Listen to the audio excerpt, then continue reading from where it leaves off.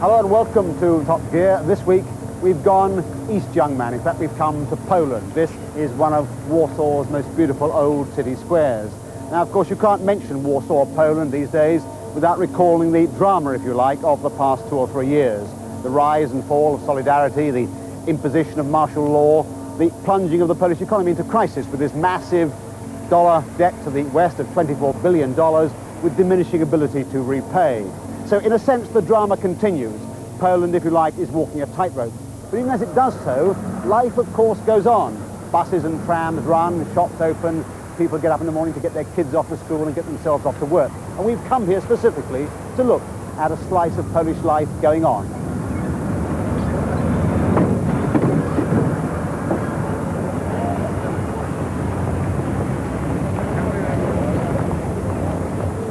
So let's start by looking at the Polish car industry. Now, it isn't a particularly significant industry as far as Britain's concerned. It exports something like 8,000 cars a year into our market. But it is a very typical example of a little observed, a little written about piece of the motoring world, the East European car industry. But I think it's important to understand right from the start the radically different view towards the car in the West and the East. In the West, of course, the car companies are massive. They're dominating pillars, if you like, of the industrial society.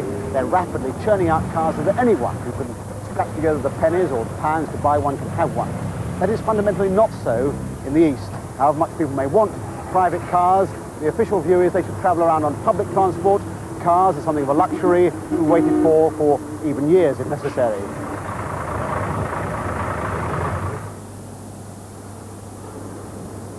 This is the FSO factory on the outskirts of Warsaw, one of 2 factories that really make up the Polish car industry. They employ about 12,000 people here. Their production is down to around 85,000 units a year.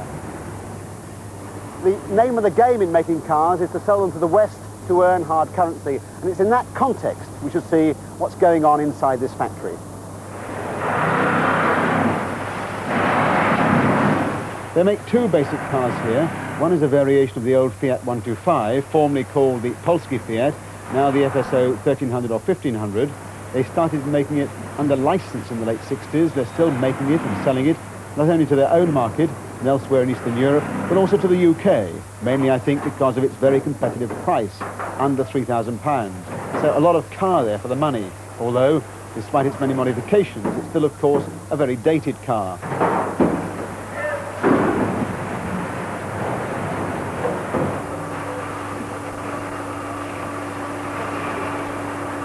And then, since 1978, they've produced the Polonaise, which is really a smarter and more fashionable hatchback design, wrapped around essentially the same mechanicals, with a number of extras like electronic ignition and carburetor preheat to improve the performance and make it more attractive in the West.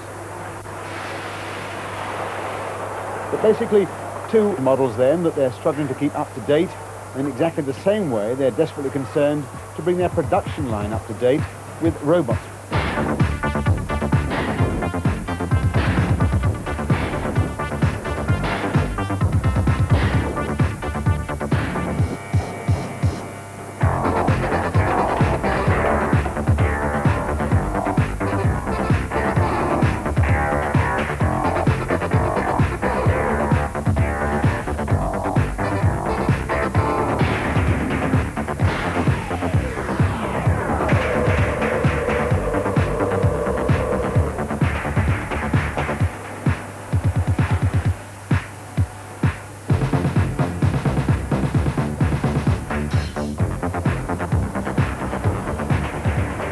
The Polonaise body construction line is largely automated with a system bought from the Italians about 7 years ago.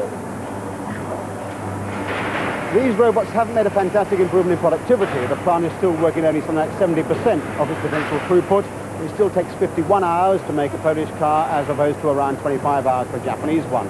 Although that isn't as significant as it might at first seem, because wages here, of course, are still very low. The average worker here takes around 13,000 zlotys home a month, around £90, and they are in fact top of the heap in Poland. The real significance of the robots is they've enormously increased the reliability of the world, and that's important. They want to go on selling these cars in the West.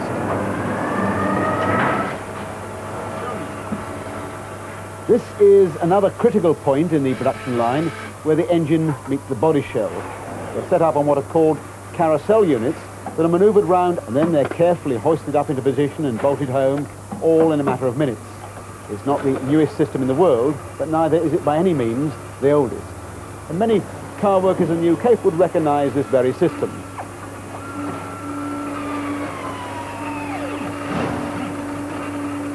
But if you look at the wider picture, they're clearly in something of a catch-22 situation. They desperately need a new model if they're going to expand or indeed retain their markets in the West. They also need a much wider plant modernisation programme, because really we've only shown you the best bits.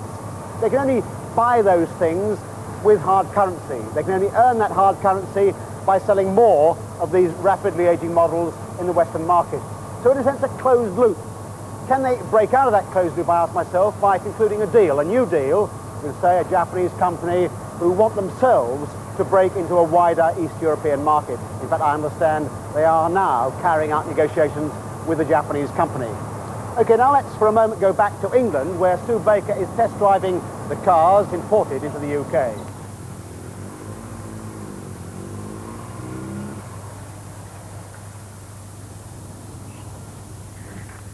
Out of every 100 new cars sold in Britain are one of these, the Eastern European cars, or what the Society of Motor Manufacturers and Traders loosely term as the others.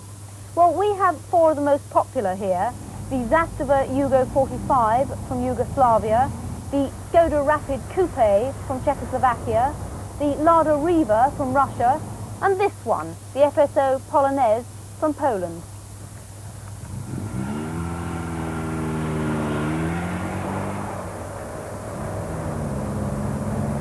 The Polonaise is the most up-to-date model from the company who have been importing cars to Britain since 1975.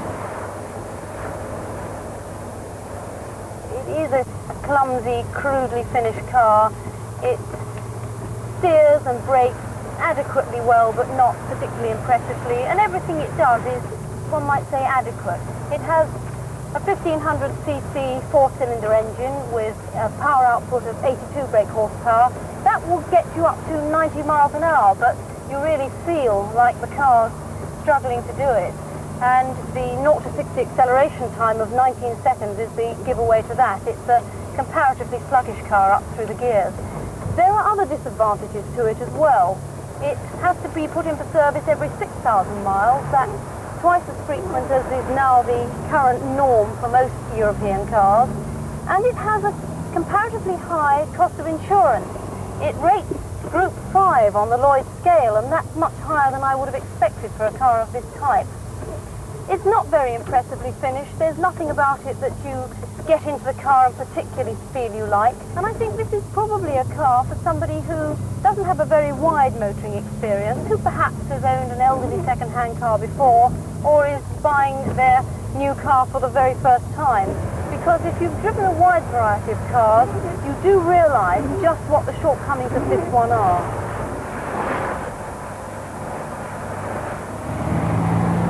Well, back here in Warsaw, I said a moment ago that in Eastern Europe, and certainly in Poland, the car is seen very much as a luxury item, something you have to learn to wait for. Indeed, when you ask here what you have to get your hands on a car, the normal answer you get is great patience. They might perhaps add as well a lot of zlotys. That's the Polish form of currency, because of the enormous cost of the car in relation to average annual earnings. The little Fiat 126, for example, costs 250,000 zlotys, that's about £2,000, but it represents 2 full years' work for the average Polish worker. The slightly larger Fiat 125 costs 500,000 zlotys, or 4 years' work, and the smoother upmarket Polonaise 1500 costs fully 650,000 zlotys, or over 5 years' wages. There are a lot of people walking around on the streets of Poland today who believe they'll never be able to afford to buy a car because it's so much like hanging an albatross around your neck, particularly with all the problems they're having with spares and batteries and tyres and so on. But even despite that, you decide to go ahead, then you can open a bank account in a bank like this, something like a mortgage account, into which you pay by deposits up to 15% of the value of the car. Now, that bank account number doesn't actually entitle you to a car, nothing as lucky as that. It entitles you to a year in which you should get your car. It might be 1985, 1986 and so on. That one young man we spoke to said that he would be married and have his children before he received his car in 1987. So buying a car for the average worker in Poland is clearly a very big decision indeed. Then what happens on that great day when your car finally arrives is that you, of course, have to stump up the rest of the money, which by that time, with inflation and so on, is much more than the original 50%. Now, if you happen to be one of the lucky few who has the ready cash in his hand, then you can come to a depot or a showroom like this, run by Polmozbit. Polmozbit is the marketing arm, if you like, of the manufacturing organisation, and there's a network of these showrooms around the country. There's no actual display of cars in the Western sense because, of course, nobody's trying to sell anybody anything.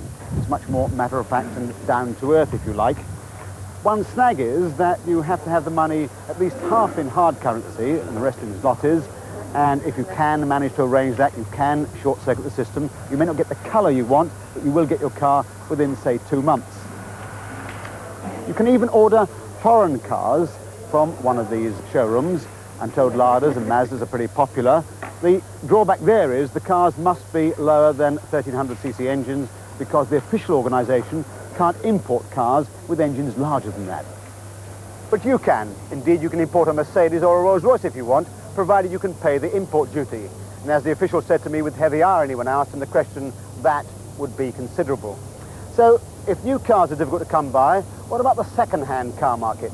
Well, there isn't one, at least not in any structured sense, because as the government controls the marketing of new cars, it has no mechanism really for dealing with second-hand cars. You can't trade your car in Poland. So if you want to buy a second-hand car, you can look at the ads in the newspapers, or you can go along to one of the new second-hand car markets that are springing up on Sundays. A street on the outskirts of Warsaw, for example, becomes a day-long traffic jam on Sundays, and you can go along there and drive a hard bargain with hard or soft currency. Although bargain is something of a misnomer because Poland's the only country in the world where a second-hand car costs more than a new one, simply because new cars are so scarce. And you have to be very careful because there's no easy way in Poland of telling a car's age. There's no year-by-year registration tag. So there it is, buying a car in the Warsaw jungle, as it were. Certainly a test of patience and initiative. Okay, so you've saved up your zlotys and finally acquired your car. What's life like on the roads of Warsaw for the average driver? Well, in many ways, of course, it's like driving in any other capital. There's a 50-kilometre or 30-mile-an-hour speed limit. Although when we drove at that speed, I noticed we were passed, as elsewhere, on either side by drivers travelling faster than that. There's no seatbelt legislation yet, although I'm told that's coming in sometime next year. But in many ways, it really is an entirely different ball game driving in this city. For a start, there's acres of space on the roads. Indeed, it's one of the few cities I've driven in where there's nothing like a morning rush hour. Drinking and driving laws here are very strict. Something like half a pint or one vodka will put you over the limit, so people tend to observe those regulations, or if they do drink, call up a radio taxi. If you do break that speed limit I mentioned, then you can be stopped and fined on the spot by a policeman. It can be anything from 500 zlotys up to 5,000 zlotys, depending on the severity of the offence. So that's up to 2 weeks' wages, so obviously it's a very serious thing to get involved in. Policemen I notice here, very young, younger than in most other cities, mainly perhaps because the 18-year-old volunteers here are given the chance of going into the army or the police, and they often opt for going into the police force. But perhaps the most important difference about driving here and elsewhere in the world is that petrol here is rationed. How does it work? Well, if you've got a car over 900 cc's, you get an allowance of 3 coupons a month, each worth 15 litres, a total of 45 litres a month, about 12 gallons, I suppose. And then you can get extra coupons either on a permanent basis if you're a professional journalist or a doctor or a manager, or on a temporary basis if you happen to be travelling around with your company. What's the total effect of all that? Well, it's obviously led to a lot of the space on the roads here, particularly at weekends, cutting out travelling to your relatives and so on. It's also led to a healthy black market, with fuel being siphoned out of one tank into another for a fistful of dollars. It's also one of the main reasons for the massive efforts here to develop a diesel engine, because although there's not a big differential in terms of diesel petrol prices, diesel is unrationed. But that really is another story. And before we get to it, let's go back to England to Sue Baker, who's carrying out 2 more car tests. This is the top of a range of 5 models which Skoda of Czechoslovakia sell on the British market. And this one's called the Rapid Coupe. And it does have a comparatively quick top speed, 95 miles an hour, although it takes rather a long time chugging its way up there. It has a 1200cc engine mounted at the back of the car and with the radiator up at the front end. Now, in some ways, there are similarities between this car and the Lada. Both have a similarly rustic feel and look about them. But in other ways, it's rather different because the steering of this car is extremely light. You might almost believe that it was power-assisted steering. It doesn't have much feel to it, rather woolly, but extremely light and easy to use. And likewise the gearbox. It floats easily from gear to gear, rather like stirring syrup, not a very pleasant gear change, but it's very easy and you don't need brawny muscles to use it. The inside of the car is extremely old-fashioned looking, black and rather heavy, and very thick, old-fashioned heavy switches which really turn the clock back by about 15 years. Now, Skoda ran into severe troubles when they first brought this range to the British market. The cars were very heavily criticised for their poor handling, and the Department of Transport were not at all satisfied with the way the cars did handle.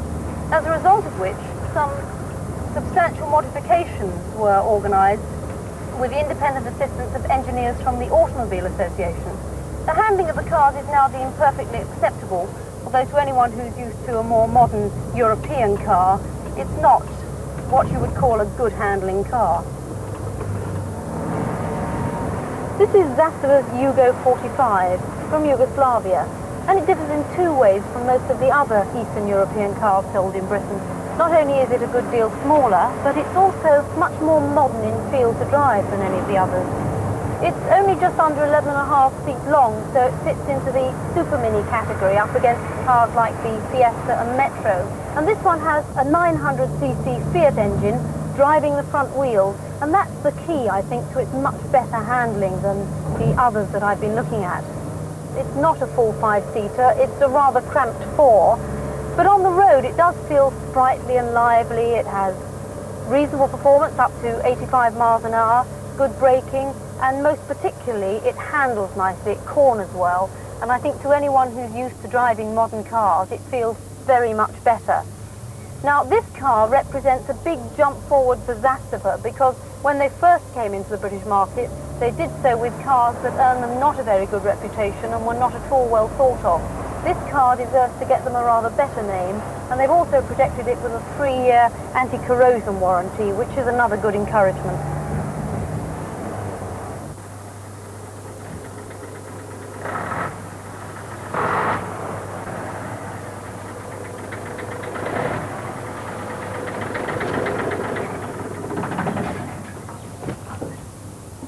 Right, well, back here in Poland, now undoubtedly the signing of that licensing agreement with the Italians back in the late 60s to build the then Fiat 125 was the great lift-off point, if you like, for the Polish car industry. And that technique, signing a licensing agreement with a foreign company, has been used with great skill throughout the 70s to build up as rapidly as possible a bigger range of vehicles to take to the world market. This truck, for example, one of the latest to come off the production line at Jelcha here, is based very largely on the licensing agreement signed with Star Daimler Puch of Austria, using, interestingly, a British Leyland engine. In the same way, the buses down there, based on the design licensed from Berliet in France, again, interestingly, using British Leyland engines. Now, as far as cars are concerned, one of the big successes has been the little Fiat 126. Over 150,000 a year produced in the factory in southern Poland, cheap and economical, of course, still sold in the West despite the introduction of the Fiat Panda. With the 125, the real name of the game has been to constantly modify it, to try and keep up with the rest of the pack. So they've given it a rejigged rear axle, a completely maintenance-free drive shaft. They've modified the camshaft and carburetor to boost the horsepower now to 82. The next big step is to introduce the Polonaise engine and 5-speed gearbox. But the real engine story here is down at the end of the line under the bonnet of the Polonaise diesel. Now, I mentioned earlier the big attraction of a diesel engine in this country because diesel oil here is unrationed. There's also a 20% price differential, as elsewhere in the world, although not, of course, in the UK. So they're having a go here with the Italian engine. The VM 2000 turbo diesel, the same engine, incidentally, is fitted into the Rover diesel. It adds slightly to the weight of the car, but because it's a 2-litre engine, instead of the standard 1.5, the performance is very similar.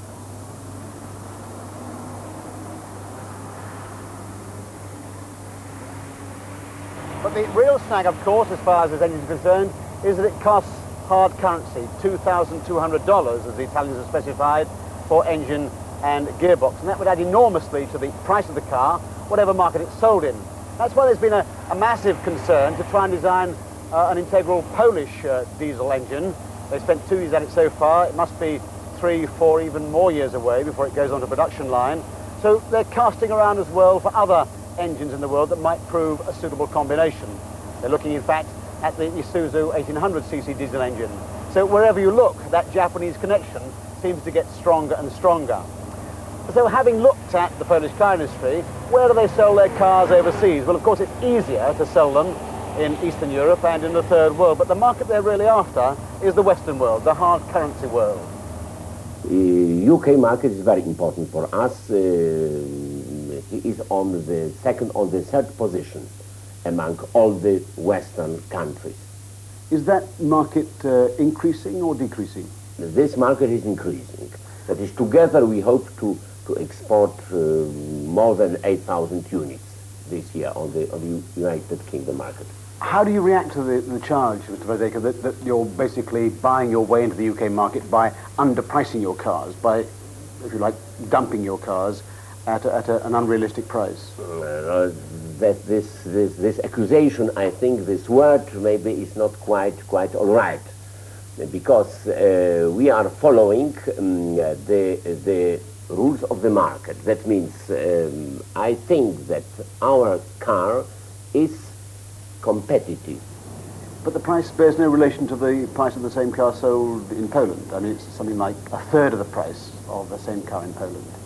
I would say rather that we operating on many markets, we try to get an average price for the factory, an average hard currency price, and we, on some markets, we get better prices. Of course, I can tell you that outside Europe, our prices are much higher than in Europe. In Europe, the prices are lower because the competition is stronger. But the average for the factory is rather good. Mr. Pieczek, we've been round the factory. Why is the productivity per man so low? Przede wszystkim, it is absolutely true that we are not fulfilling the full production program. You must have noticed in our factory quite good technology on some assembly lines, which comes from the 1970s. But we are well into the 1980s, so this technology, this system of automation, is becoming more and more obsolete. We believe that the new car to be produced in the factory in the future will bring along new technology and higher output, therefore allowing us to increase the productivity per person employed. You mentioned a new car. Where will your next new car come from? Jest kilka możliwości. There are several possibilities. We are working in this factory on a new model to be constructed by our own engineers. This is a possible solution. The second is a cooperation with one of our Eastern European business partners. The third is cooperation with a reputable producer from Western Europe or Japan. Which of these three possibilities will finally be chosen and become true, it's unfortunately too early to say. Our own construction will certainly take 4, possibly 5 years. However, if we decide for what I called cooperation, then I would say that we could be producing the cars within 2 to 2.5 years. Well, you don't have to look very far between the lines of the managers and directors we spoke to here to see that they are quite a long way down the road towards concluding a deal with the Japanese. Indeed, a Japanese car could be rolling off Polish lines within as short a time as 3 or 4 years. Now, if that did happen, it'd be like Christmas morning for the English end of the FSO operation, Automotive Distributors Limited, because they already have a Japanese distributorship, that of Mazda. Indeed, John Ebenezer, the manager of ADL, said to us that, of course, these cars aren't the hottest thing since sliced bread. The reason they sell in the UK is because they are so competitively priced, because they offer so much for so little. Their competitive market, he agrees, is really the second-hand Ford, but enough people prefer to buy an old-fashioned car, because it's a new one, to make the operation profitable. Now, staying in England, let's go back to Sue Baker for her last car test, that indeed of the Lada. This is the Lada Riva, launched for the British market earlier this year, but based on a very much older design. This car is built in Russia at Togliatti from a design originated by Fiat back in the 1960s and now built under license. Now, the Russians have changed it somewhat. They've curved off the edges of the bodywork, tidied that up a bit, and in this latest version, it has a 1300cc single overhead camshaft engine. That's uprated from the car that was originally run on an 1100cc engine.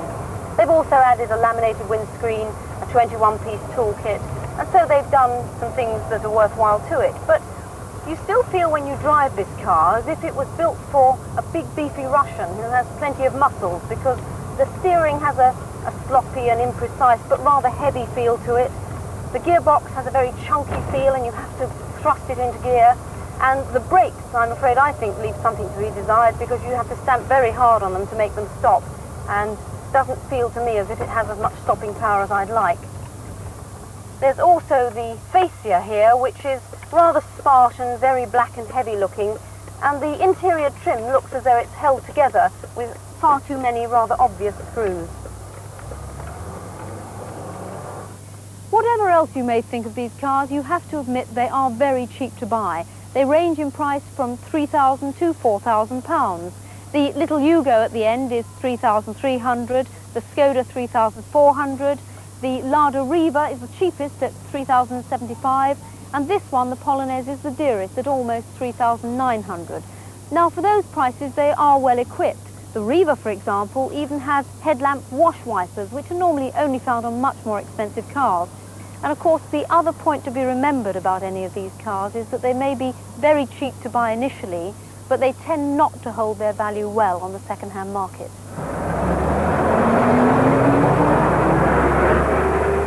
Well, that really brings us to the end of this special programme from Poland. Now, one can't, of course, in a visit of this length, get any comprehensive grasp of a national industry. But it's clear, it seems, that the Polish motor industry is struggling to regain its balance, aware that its cars and its factories are running out of time, desperately searching around, if you like, for a new partner to bring in new models and new technologies. Now, if that partner turns out to be Japan, as it seems to do, then I think we could see Japan not only breaking into Eastern Europe, but flooding Western Europe with a whole new range of cheap cars under a different guise, as it were. As for Poland itself, well, I think the managers and even the workers we spoke to seem to think the light at the end of the tunnel lay in their real attempts now to break down the old centralised control of the economy. Managers now have much more say in their own destiny, much more control of their own factories. The reward for workers can be more closely tied to their real efforts. They are seeing their hope lying in seeding a little bit of capitalism into the existing socialist system. Now, next week, we're off to look at quite a different kind of socialism, Swedish socialism, and how the Swedish motorist tries to cope with the plethora of regulations designed to control him. A lot of interesting stories, so see you then. Until then, drive safely. Good night.